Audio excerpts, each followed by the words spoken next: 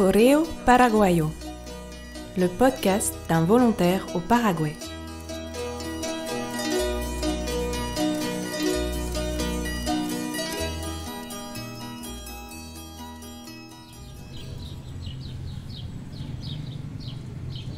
Mon cher Paul, je t'écris depuis le parvis de l'église d'Aregua au Paraguay. Situé sur les hauteurs de la ville, il offre une magnifique vue sur le lac Ypacaraí, qui a notamment inspiré l'écriture de la célèbre guarania Recuerdos de Ypacaraí. La guarania, c'est ce style musical créé il y a un siècle par José Asunción Flores. En utilisant un rythme plus lent que celui de la polka, il a réussi à refléter l'âme du peuple paraguayen. Ce genre musical vient d'ailleurs d'être inscrit par l'UNESCO sur la liste du patrimoine culturel immatériel de l'humanité. Dans le morceau Recuerdos de Ypacaraí, que tu sais peut-être jouer à la guitare, le chanteur s'adresse à la Cuñataí, jeune femme en guarani, qu'il a rencontrée une nuit sur la rive du lac, qu'il a aimée, mais qu'il n'a jamais revue. ¿Dónde estás ahora?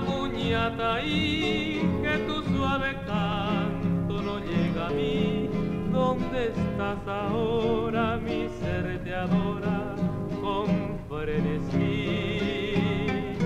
Todo te recuerda, dulce amor mío, junto al agua azul de Ypacaraí. Todo te recuerda, mi amor te llama Cuñataí. Il souffle un vientito fresco qui me fait le plus grand bien après la vingtaine de kilomètres que je viens de faire à vélo sous un soleil de plomb.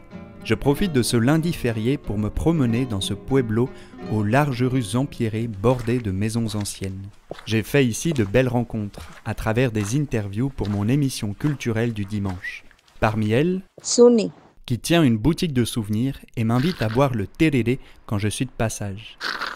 Mais aussi Fabián et sa maman, Castorina, qui ont ouvert il y a peu le restaurant Fray José Roga, ou encore Lucia, alias, Mani. qui donne forme à de magnifiques céramiques colorées. De plus, Aregua est la capitale de la frutilla, la fraise, raison de plus pour revenir.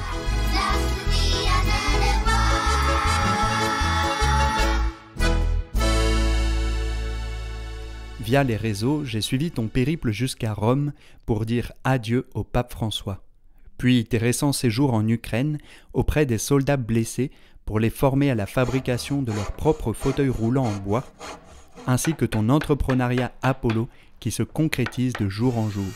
Que de beaux projets tu sais mener. Félicitations. Tout cela a du sens et inspire. Hier matin, j'ai raccompagné à l'aéroport un autre jeune homme qui m'a beaucoup inspiré. Dans le cadre d'un échange entre Radio Jésuite, Milton, un journaliste salvadorien, est venu passer 10 jours au sein de l'équipe de Radio Fe y Alegría. Bien que le contexte politique du Salvador remette en cause la liberté de la presse, plusieurs de ses collègues sont actuellement en exil, il poursuit son travail d'investigation. Malgré les risques encourus, il ne se laisse pas paralyser par la peur et sert le bien commun et son prochain au travers de ses reportages qui mettent en lumière le non-respect des droits. Et ce, toujours avec le sourire et la foi. Un vrai témoin d'espérance. Avec lui et Galo, le coordinateur de la radio, nous nous sommes rendus dans le municipio de Paso de Yobay, afin d'y réaliser une enquête sur l'exploitation aurifère. Dans ce district, 94% de la population, soit plus de 29 000 personnes, vivent de la culture de la yerba maté. De l'autre côté, 6% seulement, soit 1800 personnes, travaillent dans les mines d'or. Le problème est que ces derniers le font d'une manière illégale et incontrôlée. L'utilisation de mercure et de cyanure est à l'origine d'une contamination environnementale. Au fil des entretiens avec divers acteurs, nous avons pris la mesure de la corruption pratiquée, de la quête sans limite de profit et de la division de la communauté. La terre est transformée en gruyère, avec des dizaines de carrières, surplombées par 300 bassins de traitement, desquels, lorsqu'il pleut, débordent des produits toxiques qui s'infiltrent dans les sols et coulent dans les rivières. L'impact sur la santé des riverains est gravissime. Si François, à qui nous avons rendu visite à Assise, voyait ce paysage, il en pleurerait. Mais heureusement, il y a des femmes et des hommes qui lèvent la voix et agissent pour défendre la maison commune et les plus humbles. Je te jure, j'aimerais que brûle en moi le même feu qui les anime. Heureux ceux qui ont faim et soif de la justice, car ils seront rassasiés, dit bien Jésus dans les Béatitudes. Solo le pido a Dios que el dolor no me sea indiferente, que la resaca muerte no me encuentre vacío y solo sin haber hecho lo suficiente. Solo le pido a Dios que lo injusto no me sea indiferente, que no me abofeten la otra mejilla después de que una garra me arañó esta suerte.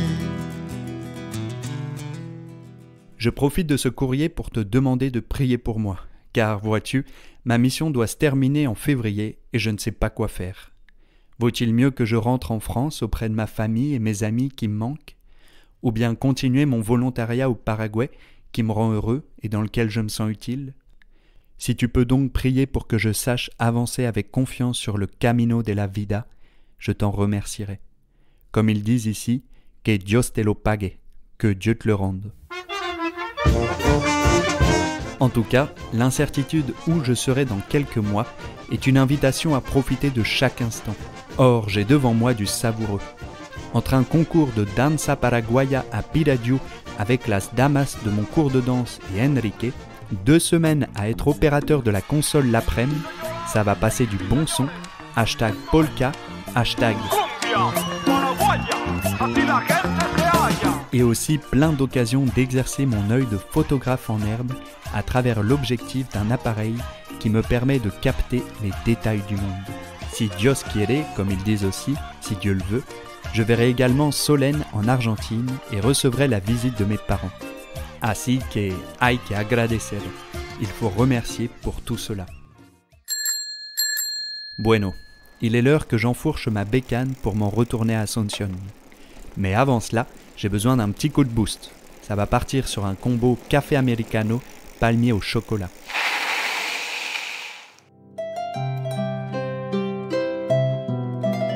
Sache que je porte tous les jours la croix que tu m'as offerte, faite en bois de Notre-Dame. Ainsi, j'ai toujours Paris et ceux que j'aime tout près du cœur.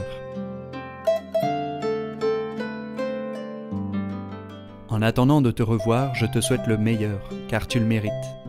Que notre ami Carlo t'accompagne sur le tapé, chemin en guarani, de ta vie. Je te salue avec ce dernier mot en guarani.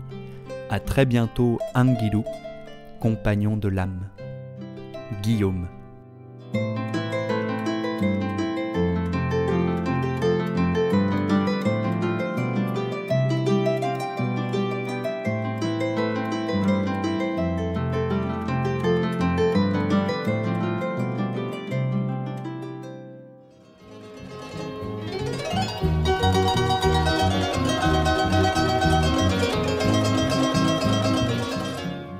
Si vous aimez ces lettres sonores de Guillaume, volontaire au pays du Tereré, n'hésitez pas à les partager autour de vous. Vous pouvez également suivre ses aventures sur Instagram, sur le compte Guillaume-sauvage-. Hasta pronto!